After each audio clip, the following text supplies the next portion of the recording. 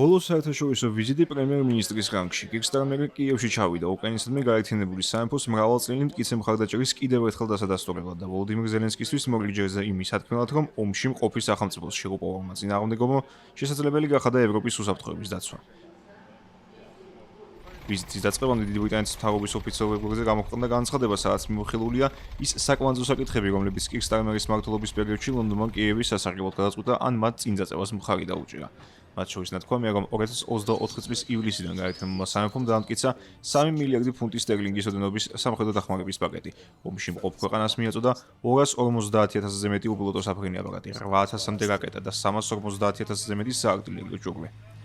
ამავე დროს კირსტარმერის პრემიერ-მინისტრობისას საფუძველი ჩაეყრა მსურველთა კოალიციის ჩამოყალიბებას, რომელმაც უკრაინის მოკავშირე 34 ქვეყანა გაერთიანა, 16 შეხვედრა გამართა, სადაც ერთ-ერთი ბოლო პარიზში 13 ივლისს შედგა.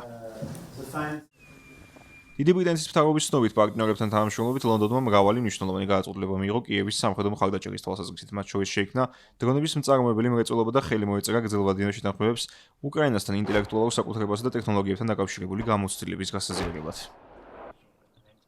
მიღწევებზე საუბრისას კირსტარმერის ადმინისტრაცია წერს, რომ 2 წლის განმავლობაში გაერთიანებულმა სამეფომ მნიშვნელოვნად გააფართოვა სანქციებულთა სია და სხვა ტიპის შეზღუდვა დაუწესა მოსკოვთან დაკავშირებულ 1400-ზე მეტ ფიზიკურ პირს ორგანიზაციასა და ეგრეთ წოდებული ჩრდილოვანი ფლოტის ხომალდებს, რომელსაც კრემლი პირდაპირ იყენებდა უკრაინის წინააღმდეგ სამხედრო აგრესიის დასაფინანსებლად.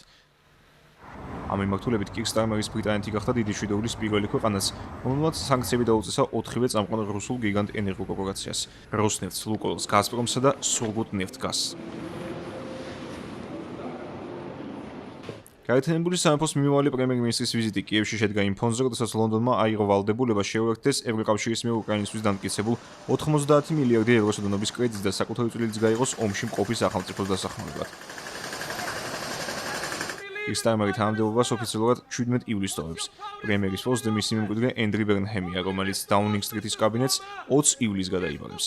მისი დაპირებაა, რომ ლონდონი კვლავაც სრულად განაგზობს კიევის მხარდაჭერას რუსულ აგრესიასთან გამკლავებაში.